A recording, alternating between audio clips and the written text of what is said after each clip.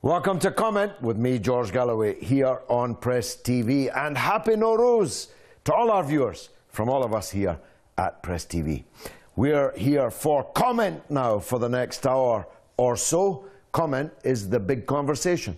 It can be the great debate, but only if you join in.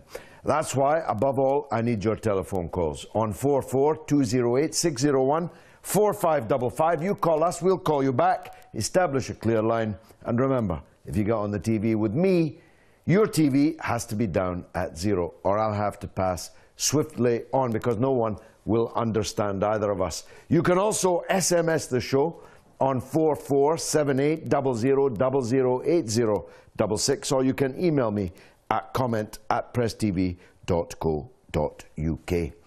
Well, the Cold War that John McCain and John Kerry and Barack Obama want to drag us back into just got a little chillier as President Obama and the White House announced a raft of new sanctions against the Russian Federation, and the European Union foreign ministers arrived in Brussels, that centre of freedom and liberty, to plan ever more draconian action against Russia. And the proximate cause, of course, is the situation in Crimea. Though that's not the real cause. The real cause is Western concern about the rise of new power in the world, about the fact that Russia has dragged itself off its knees to which it was reduced in the Yeltsin era, and has, through its democratically elected government, given the Russian people back a great deal of their self-respect and a good deal, but not yet enough, of the wealth that was stolen from Russia during the Yeltsin period. And the plutocrats and oligarchs that the Western countries are threatening now with the purloining of their bank balances held in Western banks, more fool them for having their wealth in Western banks.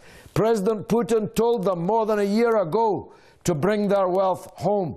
It shouldn't be in foreign banks, shouldn't be in foreign football teams, shouldn't be being invested in expensive property in foreign locales. So, frankly, if the Western countries steal their wealth, well, number one, the Western countries will be showing themselves as thieves, and number two, well, it shouldn't have been here in the first place. That's my point of view.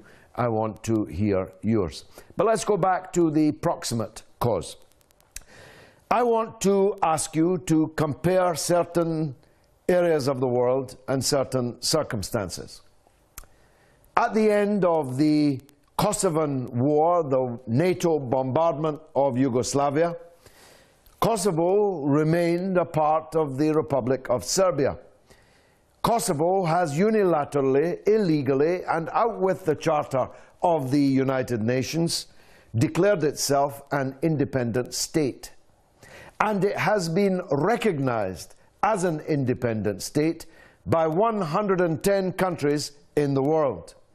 And who do you think are included in the 110 countries?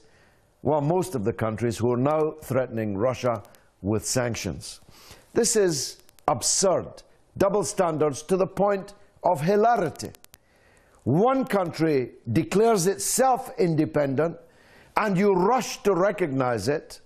Another country, Crimea, democratically decides in a plebiscite of all of its people to leave the Ukrainian state of which it was formerly an autonomous republic and join Russia, and that becomes the cause for war and confrontation. There are many other comparisons I can give. I will do later in the course of this debate. The second topic we are discussing is Palestinian deaths, which are now occurring amongst a very small population. The number of Palestinian people living in the West Bank, Gaza, and occupied Jerusalem is very, very small. It's less than 5 million. But every single day, Palestinians are being killed by the Zionist apartheid state. And the world doesn't even report it, never mind do anything about it. Now, Palestine, West Bank, Gaza, occupied Jerusalem, has the same population as Scotland. Can you imagine if every day a foreign occupier was killing people in Scotland every single day, as well as starving them, as well as building illegal settlements upon their land, as well as throttling them, torturing them, imprisoning them in huge numbers for political offences? Can you imagine the cause célèbre that would be in the world? And yet it's happening to Palestinians every day, and Europe doesn't do a thing about it. On the contrary, Europe treats the criminal as if it were the victim, and treats the victims as if they were the criminals. And that's adding considerable insult to very considerable injury. The teams from Israel participate in the European Football Championships. They even get to sing in the Eurovision Song Contest, though maybe that's some kind of punishment, but it definitely doesn't fit the crime. The European Union, which is busy lecturing Russia over Crimea, where not a life was lost at the hands of any Russian, are doing nothing, indeed helping the ongoing attrition, massacre and repression of the Palestinian people. Discuss. And lastly, we have unfortunately seen the passing from this life of the very great and right honourable Tony Benn. I was with him for 40 years, and I was by his side during some of his most epic battles, particularly his struggle to win the leadership of the Labour Party and make it a real Labour Party, a socialist party that would transform the lives of working people. As the Vice President of the Stop the War Coalition, I have been marching behind him as President of our coalition from the very first day. Tony Benn was the greatest Prime Minister that Britain never had, the greatest leader that the Labour Party never had. To quote Mr. William Shakespeare, he was a man. Take him for all and all, we shall not look upon his like again. The Right Honourable Tony Benn, I salute you. Over to you. What's your point of view on any of these three matters? We're taking calls from all over the world. And the first of those is Shoker, who is in London. Shoker, welcome to the show, my friend. Good evening, Judge. Good evening. First of all, let me give my condolences to Tony Benn and his family. Great icon. That's a great icon. Thank you so much. Thank you. It's a very great loss for us. I follow his work. Yeah, he was a great man. Yes, and indeed. second of all, I have got comment about Israel. Total sanction, total boycott until Israel comes to term. One man, one vote, equal rights for the Jews, for the Muslims, for the Christians, for anybody. Land of holy. And my question is about Russia. Do you think when the West interfered this much in the Russian backyard, do you think that the consequences is end up to be another Cold War?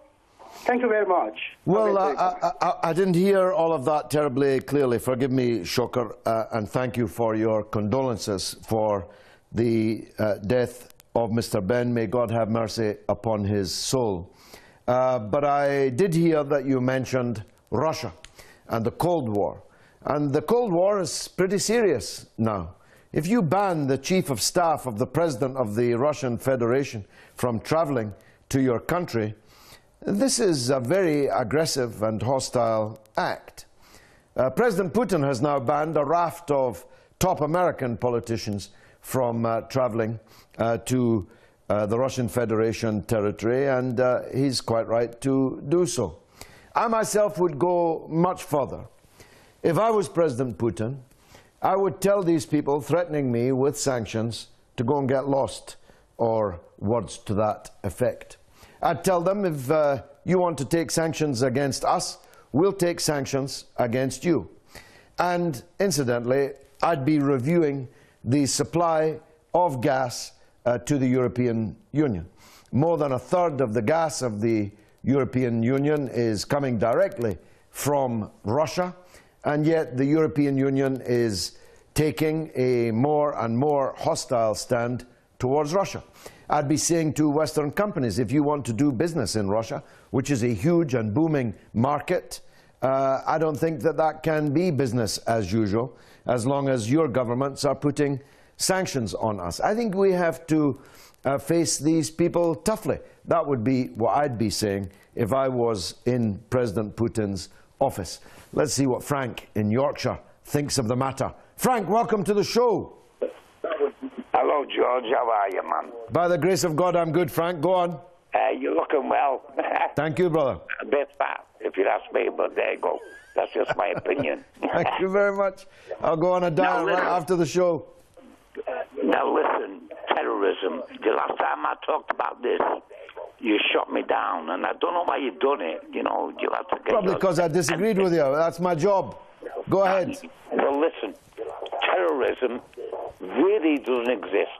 It exists because the Western world has created it. When you got 9/11, yeah, right. The West created this thing called terrorism. It's the Rothschilds. Look at the Rothschilds. What about the Rothschilds? Why are you people obsessed by the Rothschilds? I've never understood it. Don't you know how corrupt they are? Well, I don't think they're any more corrupt than any other banker. They're all corrupt. All the bankers are corrupt. Whether they're called Smith, whether they're called Macpherson, or whether they're called Rothschild. Why do you single out people called Rothschild? And I've never understood it. Let's single out the Queen of England. What? Let's single out the Queen of England. You can speak about the Queen of England. Go ahead. Yeah, she's corrupt as well. Listen, in what way is the Queen of England corrupt? George, every bloodline think they rule the world. You know what I mean? Well, I'm against bloodlines. They rule the world. Frank, I'm against bloodlines. I'm against royal families. I'm against kings and queens. But you just made a statement that the Queen of England is corrupt, and I'm asking you to justify it. Go ahead. Right. Every U.S. president has got a bloodline to the Queen of England. Am I right or wrong? Oh, you're talking nonsense. You're just a fantasist, Frank. It's better if you don't come back. Abdul Majid is in Mombasa, in Kenya. Let's hear from him. Abdul Majid, go ahead. Good evening, Mr. George. Good evening to you, sir. Go ahead. I'd like to talk about Russia and this America. You know, Russia done a good faith to take Crimea, to put in his position. Mm-hmm. And this John... Well, the Crimean people decided, didn't they, Abdul Majid? Yes, Crimea people want Russia to be on the side. Yeah, they are Russian people. With the fascists. They are Russian. Because they are Russian, I know. They were for centuries a part of Russia. But me, I comment about this. John Kerry told the Russians they're thieves. They grab the land. They're not the thieves. They're thieves. The Israeli, the big thief, grabbing the Palestinian land. Yeah. And America's done a fair bit of thieving in its time also, Abdul Majid. After all... Come again? I'm saying America's done a fair bit of thieving in its time also. Yes, it's time off. Now it's a new empire. I mean, the United States has a black president. According to the last nutter, he's connected by bloodline to the Queen. But we'll pass over that. Oh. There are black people in America. Why, Abdul Majid?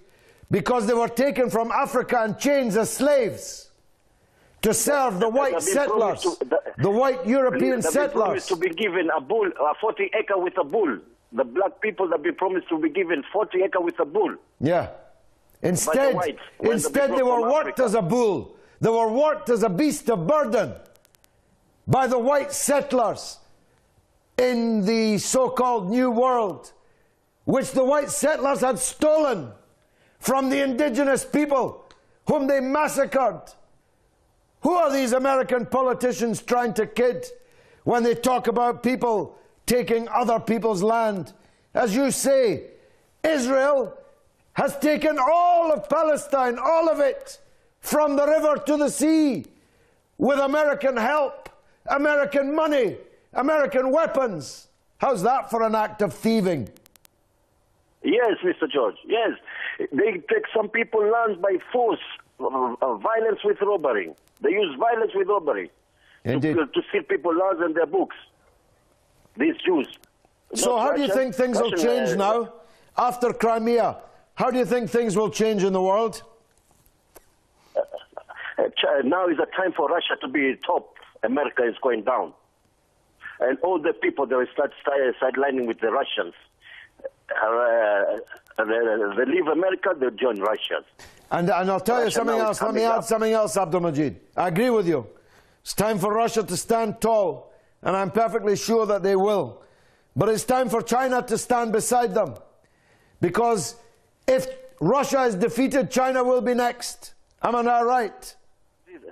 There's these people, they said, man, when the time king become a steward, steward become a king. Excellent. Thank you very much, my friend. I'm going to Cyprus next. From Kenya to Cyprus. Andreas is on the line, on Crimea. Go ahead, Andreas. Yes, good evening, George. Good evening, sir. Go ahead. My best wishes to the Iranian people. Thank you. It's a very important occasion for the people of Iran and other countries, because it's Nowruz, it's their New Year's Day, this very day. Very good. I'm just phoning about what happened with Russia and Crimea. Yeah. And I'm very, very, very disappointed with the response of President Obama, and especially Merkel, who I think has shown what they didn't expect. They stirred the trouble up in the Ukraine. They didn't expect Russia, in my opinion, to do what Russia did. And now they're looking for sanctions, which, of course, sanctions, what happens with sanctions is the poor people suffer. It's not the politicians or the rich people who are going to suffer, it's the poor people. And I'm very disappointed, because when you watch television, you see what they do to the Palestinians and everything, which I'm very upset about. No one wants to help them, and all of a sudden, Crimea, everybody in Europe and in America wants to help the Ukrainians and everything. What about the Palestinians? Exactly. Exactly. And where did we get the money, Andreas, to help the Ukrainians? $5 billion, Yeah. 5 billion, the United States has put in to bringing about this current state of affairs in Ukraine. But where did the European Union get billions to give Ukraine? When Cyprus was in trouble, when Greece was in trouble, when Portugal was in trouble, when Spain was in trouble, there was no money. But now there's money to give to Ukraine, which isn't even in the European Union. What do people in Cyprus say about that, Andreas? At the moment, George, we are getting strangled here. We are getting half the money we were getting before. Everything's very tight here, and everything's very, very difficult in Cyprus. People don't realize how difficult the unemployment is very high here. And when you see all these billions going into Ukraine for political reasons, it makes you sick. Indeed, it ought to. Andreas in Cyprus, thanks for that call. Off to Africa now. Talk to Maxwell in Zimbabwe. Maxwell, good evening, welcome. Maxwell, are you on the air? Hello. You're on the air. Okay, hello? Yes, go on. I just wanted to comment on the Russia-Crimea unification. Yes. Now, the story goes like this. Since most of the Crimean people voted for the unification with Russia, No, and overwhelmingly. the majority, More than 90% of them. yes, and the majority agreed for the unification of Russia. Now, the question is that, why is the Western countries, the EU and Germany, imposing sanctions on Russia when all the people in Crimea agreed on the unification with Russia? Well, look, Ukraine was a very precariously balanced country. 47% of the citizens of Ukraine were ethnic Russian, Russian-speaking people. That meant 53 to 47. To govern a country like that, you have to be very careful. You have to balance the interests of both communities very carefully. You have to respect each other's community, each other's language. You have to have a government of national unity, which has the goodwill and the support of people from both communities. Once the coup d'etat in Kiev took place and the Russian language was cancelled as the first act of the new unelected coup government in Kiev, as soon as they cancelled the Russian language, this signalled to the ethnic Russian, Russian-speaking people in the Ukraine that the future was going to be very, very difficult. So those who could, and Crimea could, because it was an autonomous republic within Ukraine, who could leave, have left. And the West has to get over it.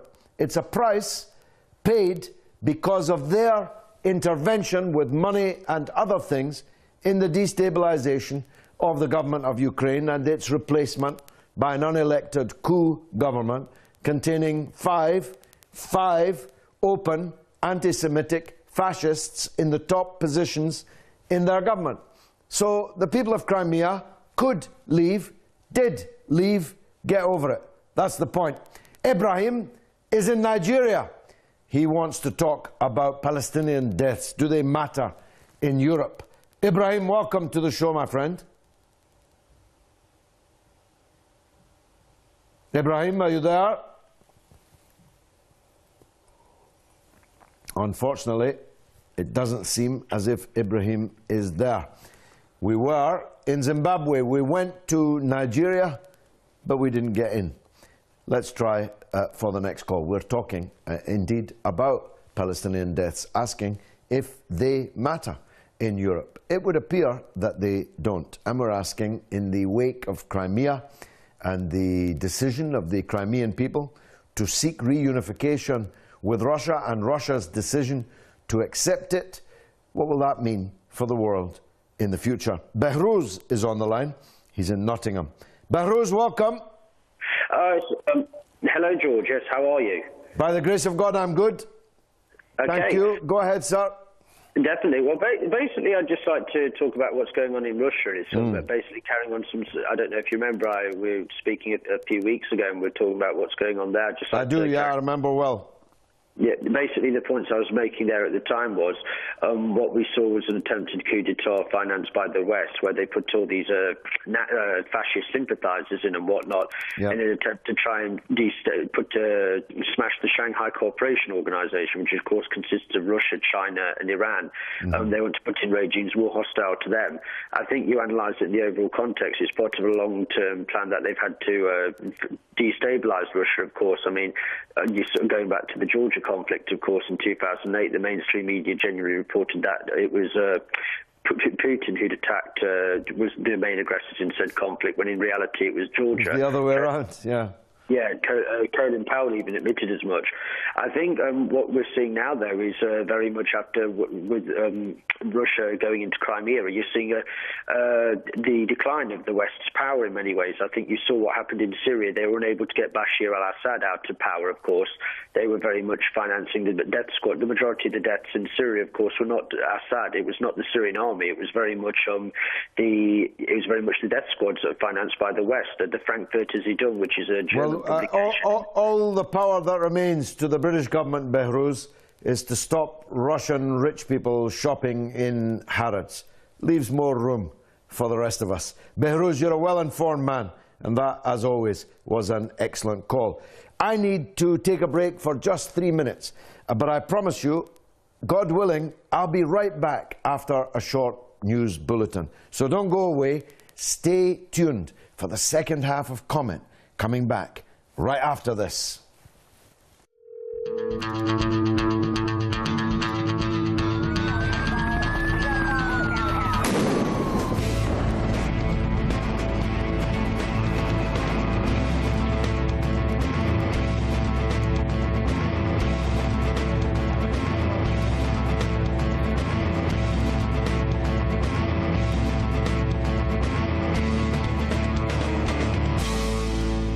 Welcome back to Comment with me, George Galloway, here on Press TV, still the voice of the voiceless. I began the show and do again begin the second half of the show by wishing a happy Nowruz to all those in the dozens of countries around the world who celebrate this spring equinox as the beginning of a new year. The spring equinox is this day. That is to say, the day and the night are from this day on of equal length, and of course a very life-changing occasion for so much of the environment in the world. A long winter we have again endured, those of us who have survived it, and today is the spring equinox. And for dozens of countries, Iran and many, many others, this is a very, very important festival and holiday. So to all those who are celebrating it, I offer my congratulations. And we are talking about the current situation in Palestine. I have to put it this way. You may think they already long ago went mad, but the Zionist occupation army and their settlers that they protect are actually beginning to go insane. They are entirely out of control. This is the funeral of a little boy murdered by them this week, and you can see the grief and consternation amongst the population there, his family, his neighbours, his school friends and the like. But when they're not killing them, they're torturing them. A very promising Palestinian footballer was taken by the so-called IDF, so-called Israel, so-called Defense Force, and shot 4 times in each foot so that he would never again kick a ball, never again be a footballer. These people are pure evil. These people are committing sins on a gargantuan scale. They are committing crimes on a gargantuan scale. The blood of Palestinian people is red, just like our blood.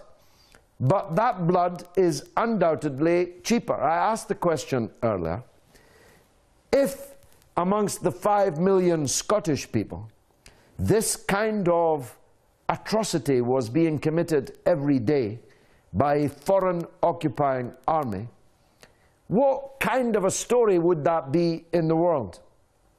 And compare and contrast it with the kind of story it is in Europe and in North America, because the victims are Arab and Muslim and Christian and Palestinian.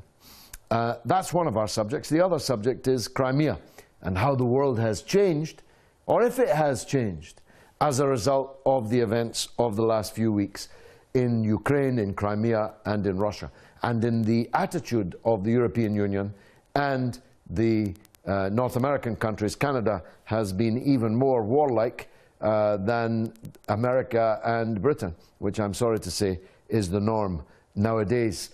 And lastly, we're talking about the legacy of the late and great Right Honourable Tony Benn, the great Labour figure, 50 years a Member of Parliament. He was in fact my character witness when I was expelled from Mr. Tony Blair's Labour Party. Mr. Benn came along and gave evidence in my support, as did the late Mr. Foote, a former leader of the party, as did Tony Woodley, then the leader of the biggest union affiliated to the party. But the Blairites disregarded them all and booted me out. But it never separated me from Mr. Benn. with whom I marched on all fronts for 40 years. We're remembering the fantastic contribution that he made to British politics, to world politics. Who will ever forget Tony Benn on the BBC when the BBC shamefully refused to broadcast the Disasters Emergency Committee appeal for the Palestinians suffering and dying in Gaza? Mr. Benn went into the studio with the appeal, held it up, read it out himself, gave the phone number out live on television. God bless you. God have mercy on your soul, Tony Benn. Abdul in the UK is on the line about Crimea. Abdul, welcome to the show, my friend. Thank you, George. Let me first congratulate you on completing 300 shows, and I hope you go on for 300 more. God willing. Thank you very much, Abdul. Yes, George. I mean, about the double standards, I think you're very right. I was just looking it up. You know, the Americans, they have this Monroe Doctrine from the 1850s, 60s. Yes, good point. Good point. You know, and they consider the entire Latin America as their backyard, and no European power should interfere, apparently. And I think once in the 1860s, when France invaded Mexico, they sent troops and had the French thrown out, and somebody accepted to them. They did the same in Cuba in 1899 against Spain.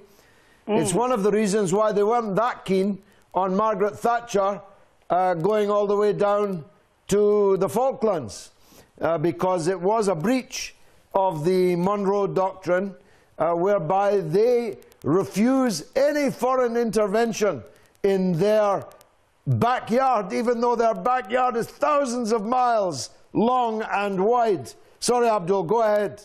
Yeah, and they got over that Monroe Doctrine by saying that, you know, it was Argentina which was the aggressor. So, you know, they don't need to protect Argentina. Yes. So, although there were powerful voices in Reagan's White House who said that the Americans should take the side of Argentina, which was, of course, led by a fascist military junta, which had come to power with American support. That's true. And even in the Iraq war, I think they forced all these South American, Latin American countries to send troops because of the treaty, you know. And I mean, then they come to Ukraine, which is right next door to Russia, and Crimea, which was initially belonged to the Tatar Khanate until it was captured by Catherine the Great. And since then it was with Russia, you know, and until they gave it away to Ukraine, a sister communist country. So really, I mean, and Putin, yes, I mean, I was also among the people who cheered when, you know, the Soviet Union broke down, and what we got George Bush and all that, and illegal invasion of Iraq. So I think it's good that Russia is becoming stronger, and it will be a foil to America. I told you shouldn't have cheered, Abdul. But tell me this, how do you think it will change things now? How do you, what's going to happen as a result of the Crimean affair? One thing, let me know, I tell you, I mean, Putin, I mean, he belongs to the era of George Bush, Saddam Hussein. He's come back. He wants to make Russia again great and become somebody like, you know, Peter the Great. But, you know, his hands are stained with blood of Muslims in Chechnya, and I think he looks more like Ivan the Terrible. So we'll need to see if he goes the way of Putin the Great or Putin the Terrible. Okay. But whatever it goes, it's good for Muslim countries. It'll, you know, that there's somebody who's a foil for American aggression. We have to see the big picture, as you say, Abdul. We have to see the wood rather than have our view obscured by the trees. Thanks for that call. Amir Salam, always worth hearing, in Germany. Amir Salam, welcome. Go ahead, put your television down. Peace be upon you, George. God's blessing and mercy. Thank you, sir. Thank you. In the name of God, the most compassionate and merciful. I'd briefly like to use this day in order to give a side note. Today, may God reward you for your information about Nuruz. Also, according to a revelation from Imam Jafar, peace be upon him, today is the day when God made the prayer obligatory for us as Muslims. So, yeah, hopefully all of us will pray to our Creator. Thank you, sir. Coming to Russia, the EU foreign ministers are putting more and more sanctions now on Russia and give the reason that the annexation of Crimea is illegal under national law. Yes, they are right, but also the declaration of independence from Kosovo back in 1999 was also illegal. So this gave Russia like the basis for doing such a referendum.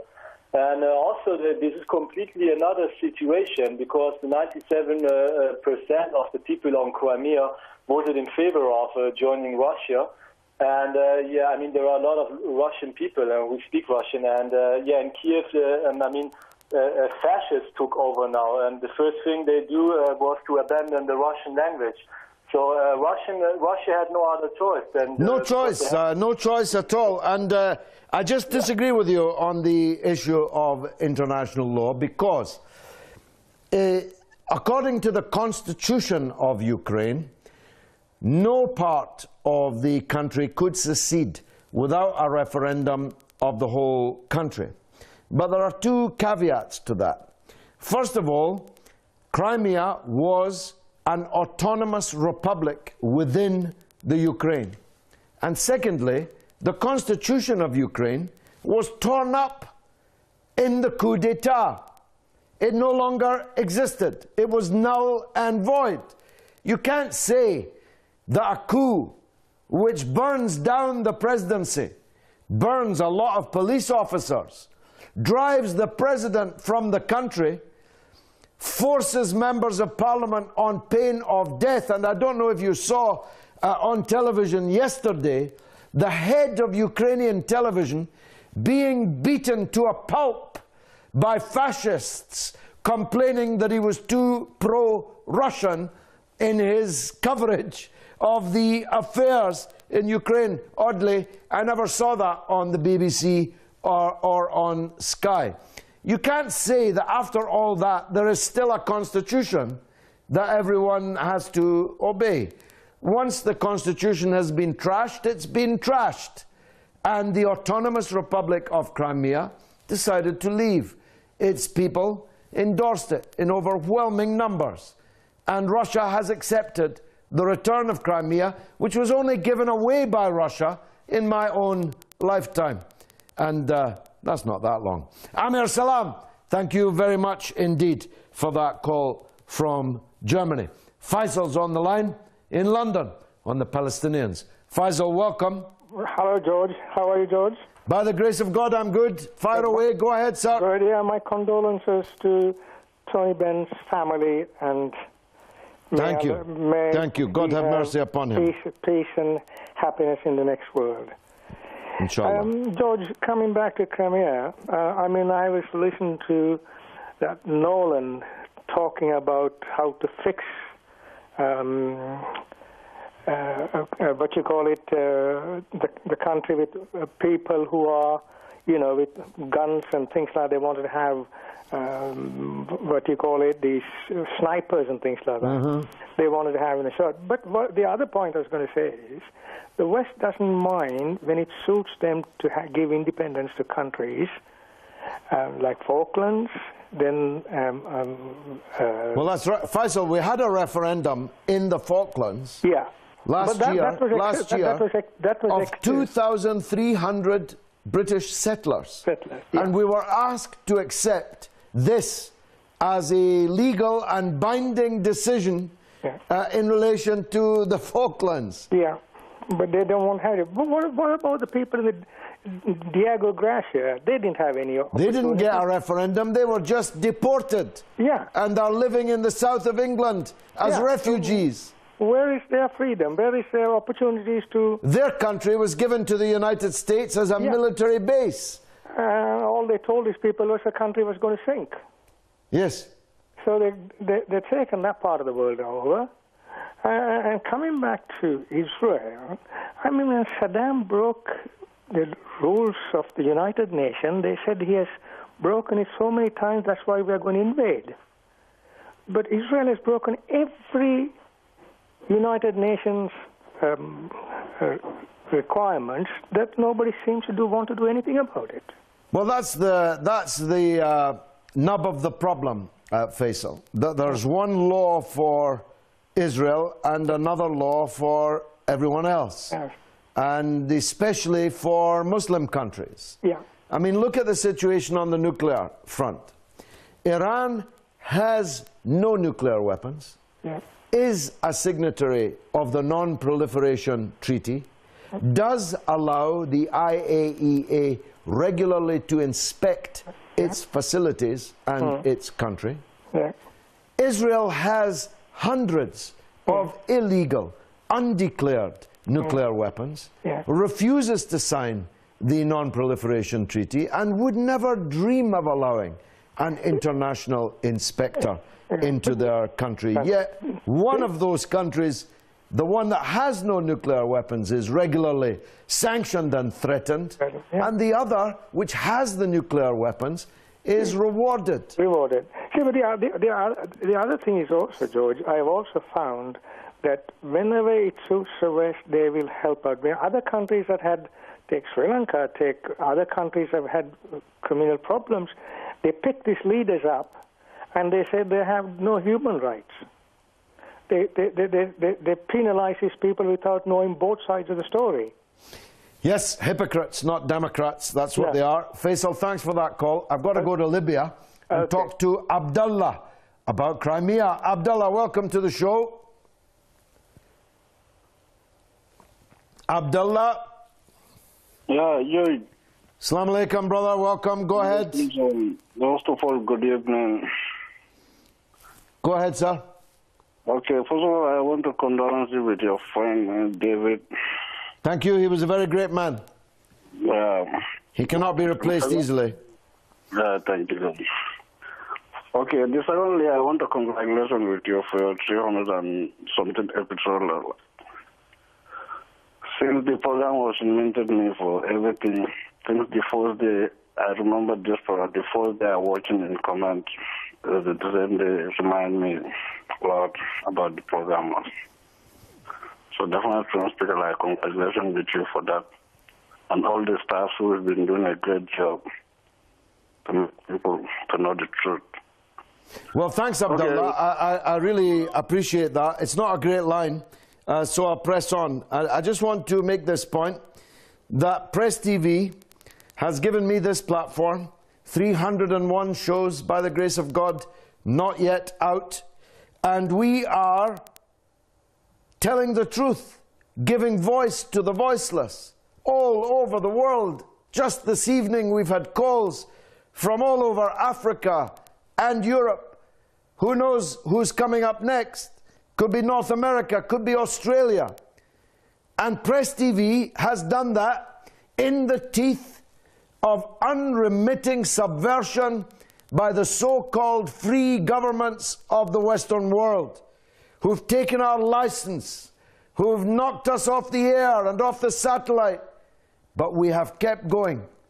Thanks to Iran, Press TV has kept going, and now we're coming back on satellite after satellite. And those in the United Kingdom should be making it clear to Ofcom that you demand our return to the Sky platform from which we were unfairly banished. Farah is on the line in Somalia. Farah, welcome to the show. Turn your television down, sister. Yes, George, it's actually Abdul Razak. I beg your pardon, it's been misdescribed on the screen. Please forgive me. Go ahead. Yes, not a problem. I just want to make a comment on the Palestinian issue. My question is, George, is that what is wrong with the Muslim leaders? Why are they not doing anything about it? The Arabs, the Africans, the Muslim leaders in the world, why are they just watching Israel killing these innocent people every day, shutting down the energy sources and just, blocking the bridgeway that they have to Egypt? Why are the Muslim leaders just watching and not doing anything about it? Can you elaborate on that, please? Well, Farah, it's worse than that. Most of them are doing nothing about it. Some of them are actively collaborating in it. Some of them have open, legal relations with the apartheid Zionist state, which is carrying out the atrocities that we've just been watching. Others have secret relations with the apartheid Zionist state. And the best of them are doing virtually nothing or nothing at all. Except they are ready to fight a jihad in an Arab country. They are ready to shed the blood of 100,000 people in an Arab country. They are ready to pay for the gathering of hundreds of thousands of foreign jihadists to fight in an Arab country. You really couldn't make it up, I'm sorry to say. Abdul Razak is in Somalia also. No, we've lost him. Niall in Dublin is up next. Niall, go ahead. Niall, are you there? I am indeed, George. Good evening to you, brother. Good evening to you. Welcome back, Niall. Go ahead. Okay, George. I'm just looking at the whole issue in relation to the Crimea, and it's truly, truly bizarre what's going on out there. You know, George, listening to Angela Merkel over the last 2 days, you'd swear that there has been an outbreak of historical revisionism in Germany. Indeed. A dangerous place for that to happen, Niall. Absolutely, George. You know, absolutely. You know, and like 70 years after, nearly 69 years after the end of the Second World War, we now have the modern state of Germany rushing to the aid of neo-Nazis. They're very, very same neo-Nazis, George, who slaughtered hundreds of thousands of Poles, Russians, and Jews in the Second World War. You know, it's truly, truly bizarre, really, to be honest with you, George. You know, because it's crazy. It's absolutely crazy. You know, in my travels, George, I've been to the Ukraine. You know, I've been to Russia. I've also been to Belarus. And in my time there, you know, I met Red Army veterans and Jews as well who suffered under the Nazis. And here we have the likes of Svoboda, who are in government in Kiev. They have 6 ministers in their government, in the current so-called government in Kiev, right? And this is the same party which has an information house called the Joseph Goebbels Center. And this is also a political party that describes the Holocaust as a great time, a great period. And yet, Niall, Israel is fully supporting this coup in the Ukraine, which is led by, and the sharp edge of, is provided by openly anti-Semitic Nazis who worshipped Hitler and Goebbels and the rest. And the British and European leaders are giving them billions of dollars of our money. And let me say in the few seconds left to me now, a period of historical humility would be in order for the Federal Republic of Germany, which in the lifetime of people still alive today marched its jackboots all over Russia and all over Ukraine and all over Poland and elsewhere. God willing, see you next week. 00. Can you spell your name for me? Yeah, I know. You redirect me through the phone number and then we'll call you back. Can I have your telephone number? Okay, so I'll send you a comment. So if you call me back, can you make sure your television volume is turned down to 0?